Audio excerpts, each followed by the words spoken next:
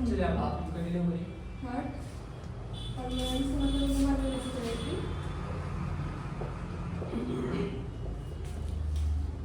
और डिसोसिएशन होता है रिकवर कार्डियक सीपीआर एक ऐसा प्रोसीजर इमरजेंसी प्रोसीजर है जिसमें हम पेशेंट का सर्कुलेशन और ब्रीदिंग को रीस्टार्ट करते हैं। सीपीआर को हम लोग बीएलएस भी बोलते हैं।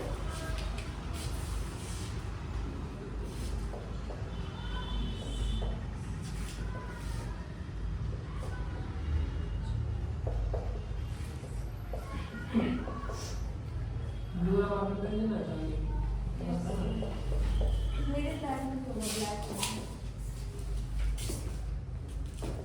सीपीआर को हम लोग बीएलएस भी बोलते हैं, बेसिक लाइफ सपोर्ट।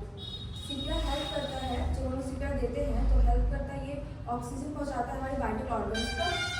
तो हमारे हार्ट अगर हमारा पंप करना बंद कर देगा तो कुछ ही मिनट्स के बाद हमारा ब्रेन भी काम करना धीरे धीरे बंद करता है, डैमेज होना स्टार्ट हो जाता है। ओके, अब हम इसका इंडिकेशन देखेंगे सीपीआर का क्या क्या इंडिकेशन है, किस कंडीशन में हम लोग सीपीआर देते हैं। फर्स्ट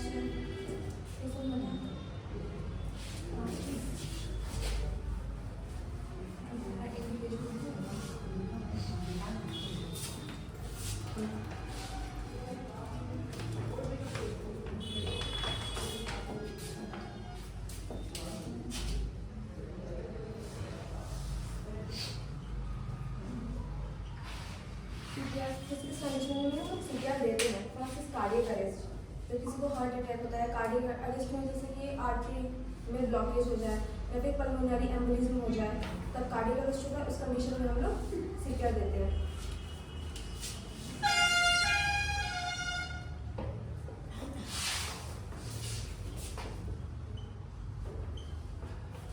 सेकेंड है हमारा रेस्पिरेटरी अरेस्ट, मतलब ब्रीदिंग वो नहीं है, उसको एपनिया हो गया, मतलब सांस ले ही नहीं पा रहा है, उस कंडीशन में हम लोग सीपीआर देते हैं।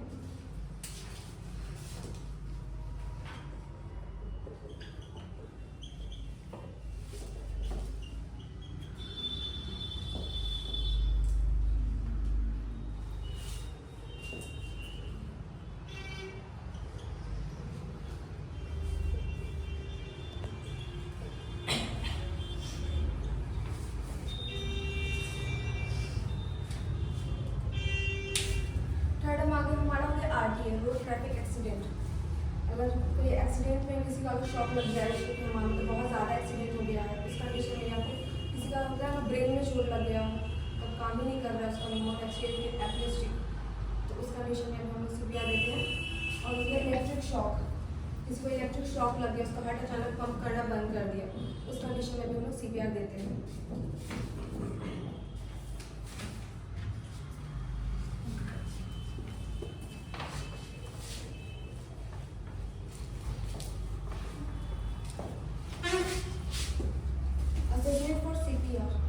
मतलब कैसे क्या क्या चीज़ हम लोग एसेस करेंगे सीपीआर देंगे उसके लिए।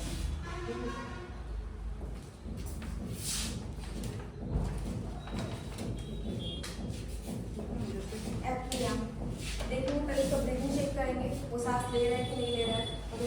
अगर ब्रीदिंग नहीं ले रहा है तो उसको हम लोग एपनिया बोलते हैं। दूसरा हो गया एब्सेंस ऑफ पल्स, उसका पल्स चेक करेंगे हम लोग किसी का भी, मतलब जो जिसको सीपीआर देना उसका पल्स चेक करेंगे कि वो पल्स किसका पल्स एसेस हो रहा है या नहीं हो रहा है। अगर एसेस नहीं हो रहा है तो हम लोग उसको सीपीआर देंगे। थर्ड हो गया डायलेटेड प्यूपिल।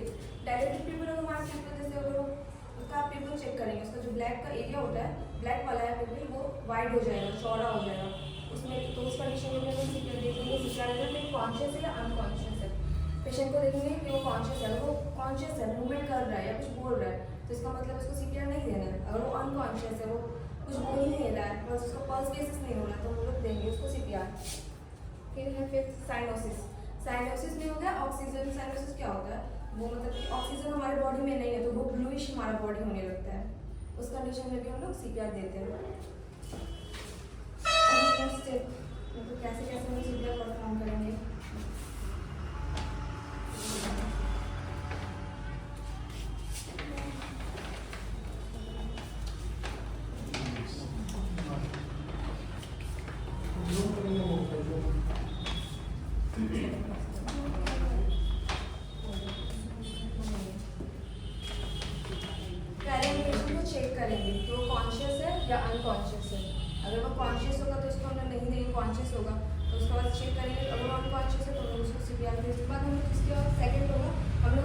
चेक करेंगे, वो सांस ले रहा है कि नहीं ले रहा है। अगर उसका ब्रीदिंग भी हम लोग को फील नहीं हो रहा है, वो ब्रीथ नहीं ले रहा है, उसके बाद थर्ड हमारा स्टेप होगा पल्स एसेस।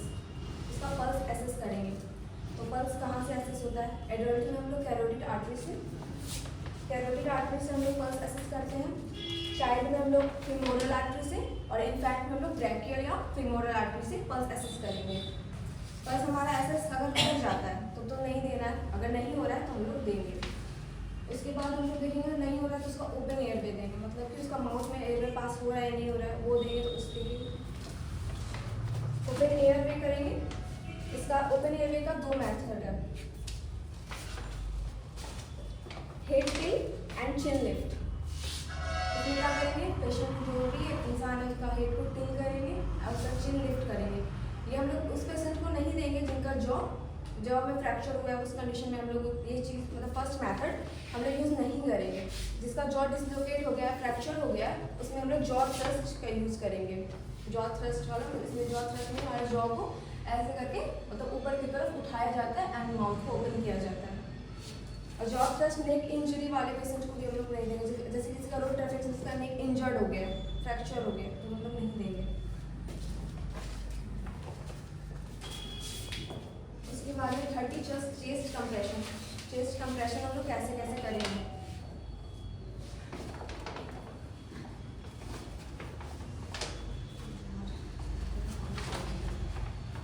तो जो हमारा डोमिनेंट हैंड है उसको हम लोग आगे रखेंगे और नॉन डोमिनेंट हैंड को पीछे रखेंगे और उसको फिर फिंगर इंटरलॉक करेंगे। फिर हम लोग इंटरलॉक करेंगे और उसको कंप्रेस करेंगे। तो हम लोग कंप्रेस ज़्यादा नहीं करेंगे, हाँ मतलब, और ये हमारा जो एल्बो है उसको स्ट्रेट रखेंगे, पूरी स्ट्रेट रखेंगे, मोड़ेंगे नहीं। और हम लोग कंप्रेस करेंगे तो हम लोग एडल्ट में 2 इंच करेंगे और सेम हम लोग चाइल्ड में भी 2 इंच करेंगे, बट इन्फेंट वगैरह में हम लोग 1.5 इंच तक करेंगे। और कंप्रेस का रेट जो है वो 100 पर मिनट के अकॉर्डिंग करेंगे, मतलब 100 पर मिनट के अकॉर्डिंग हम लोग कंप्रेस करेंगे। लेकिन आप ये नहीं है कि 100 है तो पूरा लगातार आप लोग करे जा रहे हो, कंप्रेस करे जा रहे हो, वो नहीं करना है हम लोगों को। मतलब 30 बार कंप्रेस करेंगे तो 2 बार हम लोग ब्रीथ देंगे, ठीक है। और एरिया क्या होगा कंप्रेशन का, वो होगा जिम्फॉइड प्रोसेस के पास हम लोग प्रेस करेंगे। एडल्ट को हम लोग 2 हैंड से देंगे, एडल्ट को 2 हैंड से कंप्रेस करेंगे और चाइल्ड को 1 हैंड से, जो आपका डोमिनेंट हैंड है, और इन्फेंट को हम लोग 2 फिंगर से, मतलब जहाँ पे तो जिम्फॉइड प्रोसेस होगा वहाँ पे 2 फिंगर से या फिर 2 थंब से हम लोग देंगे।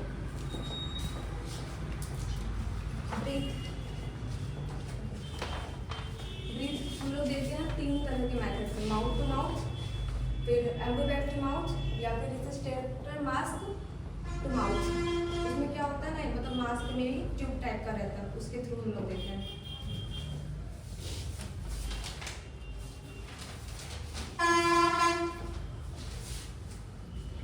एक आता है, एक मशीन है डिफिब्रिलेटर एक मशीन है। ये इस कंडीशन में था जब हमारा हार्ट बहुत मतलब फास्टली बीट कर रहा है, तो इस कंडीशन को हम लोग बोलते हैं वेंट्रिकुलर टैकीकार्डिया। इसमें क्या होता है ना, हमारा हार्ट बहुत फास्टली बीट कर रहा है, अचानक बंद हो गया। इस कंडीशन में हम लोग डिफिब्रिलेटर मतलब मशीन है, उसके थ्रू हम लोग उसमें शॉक देते हैं। तो वो जो उसका 2 पैडल होता है, एक हमारे चेस्ट के पास होता है, एक चेस्ट से यहाँ पे लगाया जाता है, उससे हम लोग शॉक देते हैं, जिसको हम लोग बोलते हैं डीसी शॉक, जिससे हमारा हार्ट दोबारा से मतलब पंप करना स्टार्ट कर देता है। अब हम लोग देखेंगे इसका कॉम्प्लिकेशन, मतलब किसी पे आप दे रहे हैं तो क्या क्या कॉम्प्लिकेशन हो सकता है।